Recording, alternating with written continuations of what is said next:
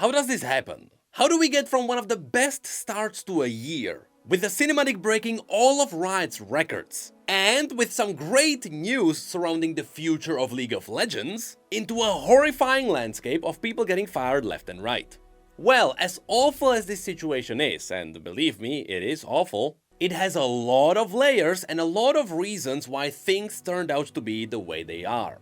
So in case you missed it, yesterday, or rather earlier today, Riot released a letter from the CEO addressing the future of the company. A letter that ultimately turned out to be bittersweet, with everything leaning more towards the bitter side. And that's because while the reasoning for the decisions is there, it is all surrounded with a massive dark cloud that sucks. So let's dive into what's happening. The letter starts by talking about how Riot Games is shifting towards a more sustainable future. Sustainable being a very key word here. And unfortunately, given the scale of this move, everything and everyone surrounding this company will be affected. Before diving into more detail, the letter is then trying to ease people in.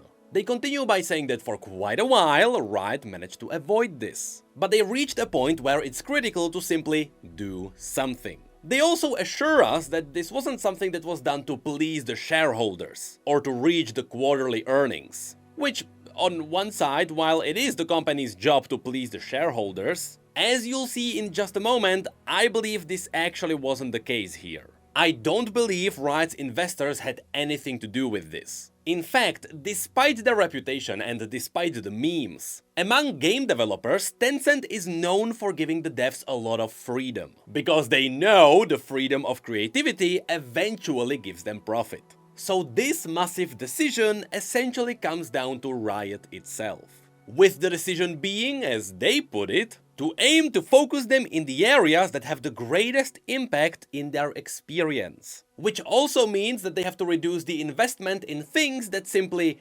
don't do that well. And as a result, we arrive at the news that circled the internet. The news that Riot is eliminating over 530 roles globally, which represents about 11% of all Rioters. If you pause for a moment and take in the numbers, that is more than every 10th Rioter gone. And it is the biggest impact Riot had seen so far. Now this piece of news absolutely sucks. But that's only what's happening on the surface. Because below the announcement, things suck even more. The main reason for this is that all the Rioters who got laid off didn't know they were being laid off. All the Rioters learned about this the exact same moment we did. Like, literally until the moment this article dropped, none of the employees knew. And in fact, the article includes the letter that was also sent out to the Rioters. Which sounds horrifying. Imagine loving your job where you are making cool things for video games, but then, literally from an hour to hour, it just disappears. This is a nightmare for anyone who fights for a little bit of stability in their life. I can't imagine being in that situation. So why did Riot do this? Believe it or not, but there is a reason why none of the employees knew. It's not something that justifies this situation, but at the same time, it's not like Riot decided to be purely evil just because they could. First of all, the layoffs themselves are not really a big surprise. I'm sure all of you have noticed that all the tech companies are slowly shrinking down. Google, Twitch, Twitter, Amazon, Unity. These are just a few examples of companies that lost up to 25% of all their workers. All of which happened in 2023, with 2024 being expected to be a little bit of a crash. With the reason for this being COVID. When it started, the entire tech sphere experienced a boom. Everyone tried to expand, and as a result, everyone overhired. Which also included Riot. As this letter mentioned, unlike other companies, Riot seemingly managed to hold back on these layoffs for quite a while. But ultimately, we all knew it had to arrive one day. Which sucks because technically, all of this could have been prevented. It all comes down to the management of people during the entire boom.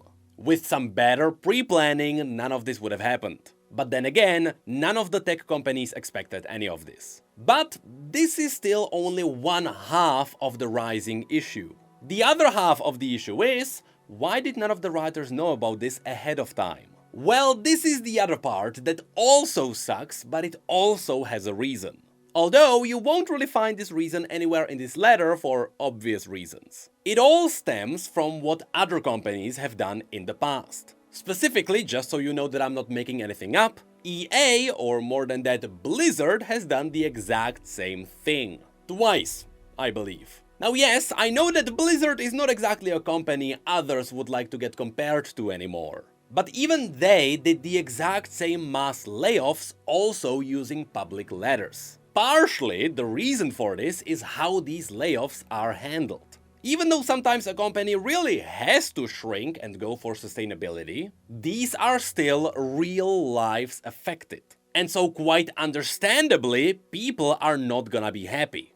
This leads into the fact that people are likely to sabotage the company, trade company secrets, or if they know that they are gonna get fired ahead of time, they can just try some inside trading whenever possible. This is something that happened around the tech companies in the past, with especially the company's secrets being traded around. And so, the shitty but common practice these days is to do these mass layoffs quickly to mitigate as much damage as possible. Does this justify the mental scars it will cause? No. I still believe everyone would love it if there was another good option for this. But this is a business at the end of the day, and the industry found out that this is the most effective way to do it.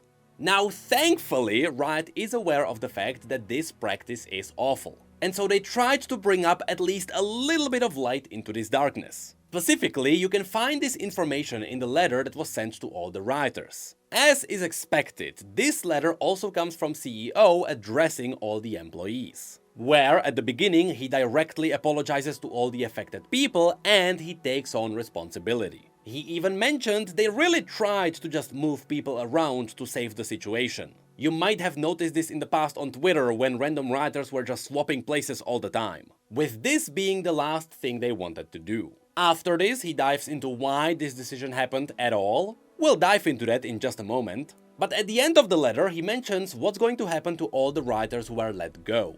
In a way, this kinda reads like a horror story. Within the next hour, writers around the world will receive an email informing them whether or not their role is or may be impacted.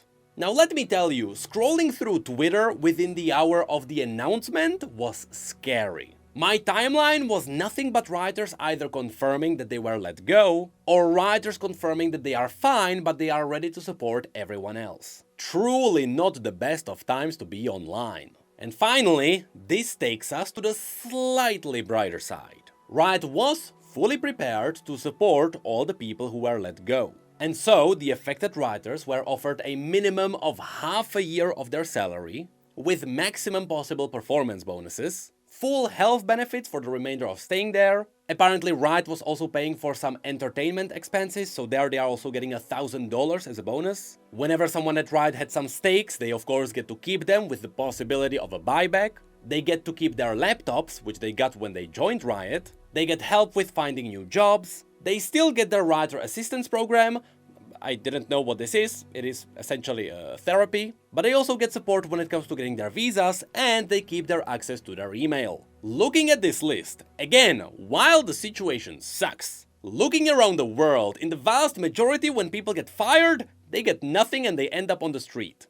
I am over-exaggerating, but this is not something that should be ignored. Now, while this is pretty much everything related to the layoffs covered, there is still one more thing I'd like to cover which was not mentioned anywhere. Usually, during these massive situations, the companies, and especially the leaders who lead the charge in the industry, cut their own paychecks in solidarity with their employees. At this point, everyone has heard about the Wii U story. How Satoru Iwata cut his paycheck in half for 5 months instead of firing people. Honestly, I would expect the exact same thing to happen at Riot. It's the least the leadership could do to show respect. But alas, not a single word about that one.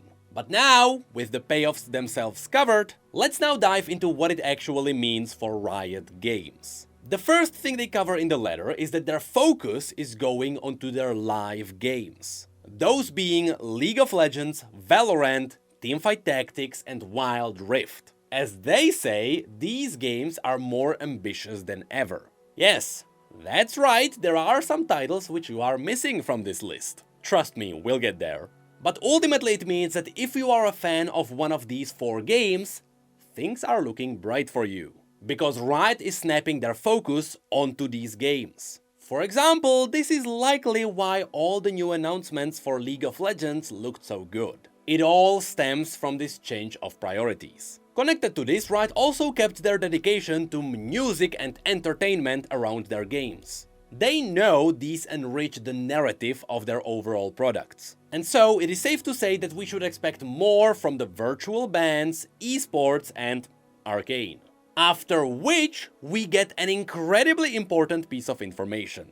We get a teaser of Riot's future titles. Here they confirm that they have more projects in the pipeline. They mentioned that Project L is making great progress and that they are looking for opportunities to let people try this game, with more updates coming later this year. Honestly, right around when the 15th anniversary hits, I would expect some form of a playable demo to drop. Maybe just a tiny demo tied to Arcane where you can play Echo and Jinx. Something like that wouldn't surprise me. Next, they mentioned that Arcane 2 is still on track for November 2024, after which they pretty much confirmed that they have multiple R&D projects going on in the background, with R&D standing for research and development. In other words, they have multiple games cooking in the background. We kinda knew this from the fact that a lot of writers have R&D in their Twitter bios, which also means that yes, the MMO is still likely happening. But besides that one, there is something more. I mean, we all remember Project F. I mean, I surely do. To end this part, the letter mentions how they know the volume of their games is not gonna be massive. But in order to make their titles the best they can be, they need financial flexibility. Which is a hint for what's about to come in the next part. But before that, I really want to read a quote. We know we'll still have occasional misses, but we want those misses to be for the right reasons. Not because we prioritized the wrong things, or had to rush projects out of the door before they were ready. This is something we should all remember right now, because it is very important. No matter what game Riot pushed out, the level of quality and polish was obvious. Despite the spaghetti memes, Riot never published an unfinished game. To be fair, they didn't have too many chances to do so. And I especially wanted to highlight this because of what's coming next. The news on Legends of Runeterra and Riot Forge. So first, let's get into lore. Simply put, Legends of Runeterra is gonna be in a kind of a sustainability mode. They know this title had critical achievements when it comes to building the world of Runeterra, which I can confirm. People absolutely love it whenever we cover the lore of new cards. But they also confirm that the game faced financial challenges since its launch, and it was always more expensive to support it compared to what it generates. As a result, they are reducing the size of the team working on Legends of Runeterra. Again. Yeah, this is not the first time this happened.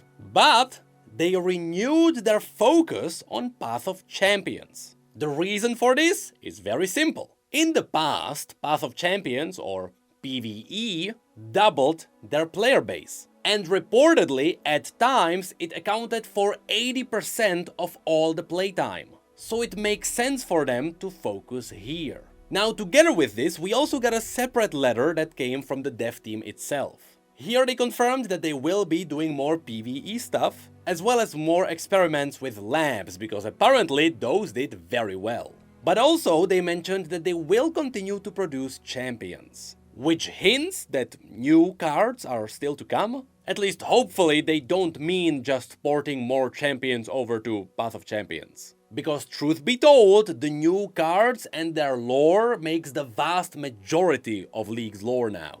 So right now, some things are unclear. However, we will get more news on February the 2nd. where the team plans to release a dev update video, which will also include Mark Merrill and Meddler. So be ready, because whatever is gonna happen in that dev update, it is gonna be impactful. But now it's time to dive into the other half of the cuts. The half that really sucks, because Riot is getting rid of something which people absolutely adored. Riot Forge. If there is one thing that genuinely surprised me, it is the decision to close down Riot Forge. Indeed, the letter confirmed that Bandletale will be the last Riot Forge game. Which is sad, because in the past there were always hints towards more. For example, there was a very slight teaser for a possible Shuriman game. But here they mentioned that they saw Forge as an experiment where they wanted to see how indie devs would handle League's IP. And as the letter says, across 6 titles spanning different game genres, they were inspired by what the Forge team had created. They are proud of what they had done, but it is time to refocus their efforts on their internal projects instead. So, let's unpack this one. I'm gonna be the first one to say that literally every single one of the Riot Forge games was a banger. And people know this since every game reached a rating of 80 or higher, or overwhelmingly positive. The likely issue here is that despite the community loving these games, given the nature of how niche the game genres were, it was hard for the games to break outside of the community, which means they didn't sell that well. Perfect example of this would be Ruined King. The Ruined King was a stellar experience, but unless you were a fan of turn-based combat, maybe it wasn't exactly for you. All you really need to do is to look at the Steam charts. You'll see that all of these games follow very similar trends. Even Song of Nunu, which gave us exactly what we were looking for, that being purely casual narrative experience, didn't exactly scream profit. And unfortunately, this is partially because indie development can also be quite volatile. You may be sitting on the best game ever created, but unless you get some traction for it, even the best games can drown. In a way, it is similar to how YouTube videos work, where you still need a little bit of luck. With that said, Riot definitely did have some advantage, because their IP was already pushing these indie games forward. But in the vast sea of video games, it just wasn't enough, despite the fact that these games were stellar. But that's the thing, at first sight, it seems like all of these decisions were driven by the lack of profit. Kind of like what happened to Legends of Runeterra. But in the letter they sent to the rioters, they gave them slightly different reasoning. While we are proud of what we have created in this space, and we are grateful for the Forge team and for our external partners who made these games happen, we didn't view this as core to our strategy moving forward. So, it seems like they were able to keep Forge rolling, or at the very least, Forge was self-sustained. But perhaps to them it felt like they were spinning too many plates at the same time, and so they refocused on their internal games instead. Which is a little bit confusing, but it still means that Riot Forge is gone. What's interesting is that in that letter to their employees, they also added one more line. We aren't closing the door entirely on single-player experiences, or working with other developers if the right projects come along, but we would want it to look pretty different in the future. Yes, I am pretty sure that sentence referenced Hytale, but we still got no info about that one here. To me, this also kinda confirms that perhaps Project F is still alive. They are making single-player experiences, although now they will be internal games. It's not gonna come from indie developers, which could be because they wanna give all of their games the same level of polish. Again, this sounds great. I'm still not sure if this was the right reason to close Riot Forge. Because after League's lore was frozen, Legends of Runeterra and Riot Forge were the two things that kept it alive. And now, both of these seemingly stopped. So whatever is gonna drive League's lore forward in the future, it better do some amazing job. Also, it's kind of funny to see how popular indie development is getting. Because if you go back the last 2 years, you'll see that a lot of the biggest games are indie developed. It is not AAAs. So who knows? maybe this decision is gonna bite Riot in the future. But that's pretty much all the news covered. I'll be honest, this is not something I thought I would be talking about today. I saw a lot of people immediately go full panic mode, saying that pretty much every Riot game is dead now. Even though they were missing a lot of context, which hopefully was fixed with this video. Also, there were a lot of people saying that the MMO is dead, which, funnily enough, I think that's the only place which I have seen is still the same. I haven't seen too many writers from the MMO teams announcing that they were laid off. Which is still scary, because some really high-placing people were fired from the other games. Including some writers who were pretty much responsible for the creation of League's universe. But hey, getting rid of writers would not be the first time here. So yes, these are scary times, and you will see a lot of very well-known faces leaving Riot. Which also made me realize something after looking back towards the AMA that happened a few days ago. With all the questions and announcements happening left and right, this one has to be the darkest humor I have seen in a while.